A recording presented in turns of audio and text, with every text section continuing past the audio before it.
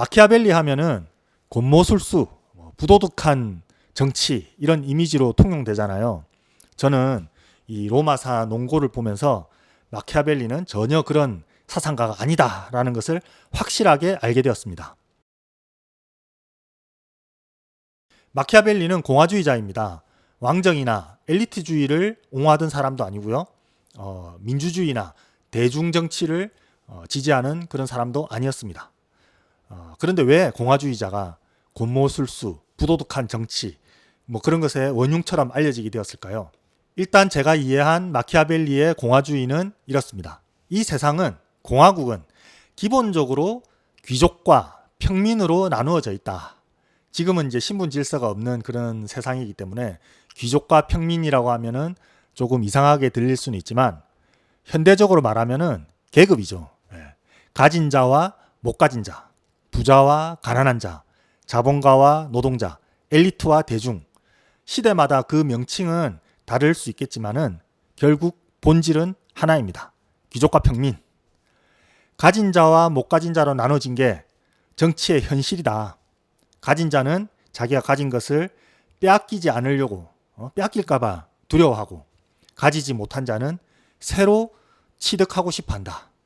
국가는, 그러니까 공동체는 항상 이렇게 분열되어 있다.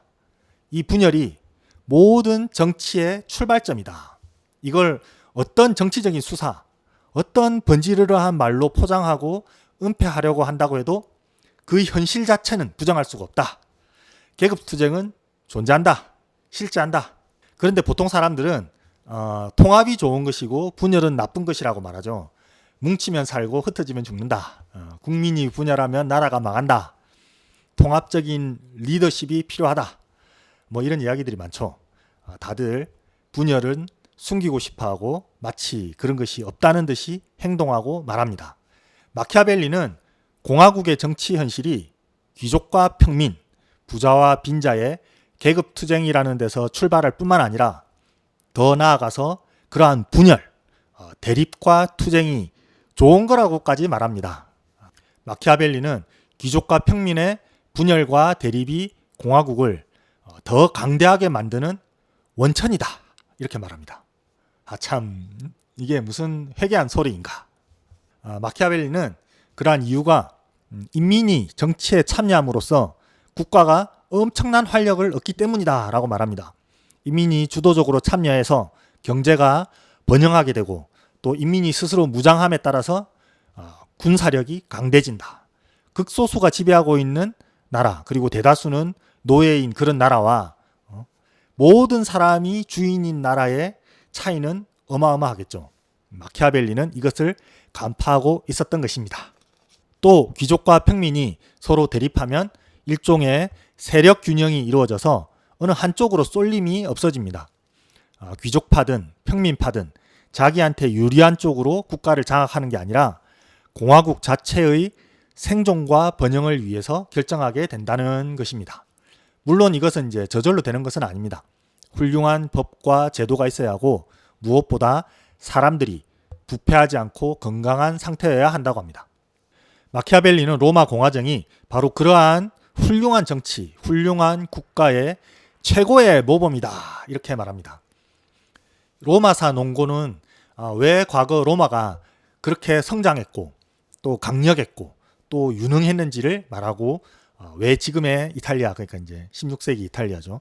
왜 지금의 이탈리아는 이렇게 허약하고 동네북이고 무능한가를 말합니다. 자, 그러면 왜 마키아벨리 하면은 곤모술수, 부도덕하다, 어쩌고 저쩌고 하는 이야기가 나왔을까요? 그것은 마키아벨리는 조국의 생존과 자유를 최우선으로 두고 도덕이나 윤리, 양심, 그 밖에 다른 가치들은 전부 그 밑에 두었기 때문입니다. 옳고 그른 것은 생존이냐 멸망이냐 하는 문제 앞에서는 아무것도 아니다. 국가의 생존과 자유, 번영 외에 그 어떤 것도 중요한 것은 없다. 그게 통치자가 왕이 됐든 공화국 정부든 상관없이 그렇다라는 거죠. 그래서 도덕을 지키다가 멸망하고 양심을 지키다가 자유를 잃으면 그게 바로 최악이다. 마키아벨리는 이렇게 말합니다.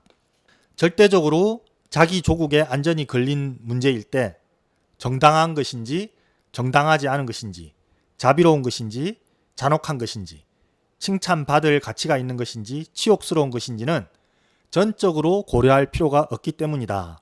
그 대신 양심의 가책을 제쳐놓고 인간은 모름지기 어떤 계획이든 조국의 생존과 조국의 자유를 유지하는 계획을 최대한 따라야 한다. 바로 이런 관점 때문에 마키아벨리에게 부도덕한 정치 사상가라는 오명이 씌어진 것 같습니다.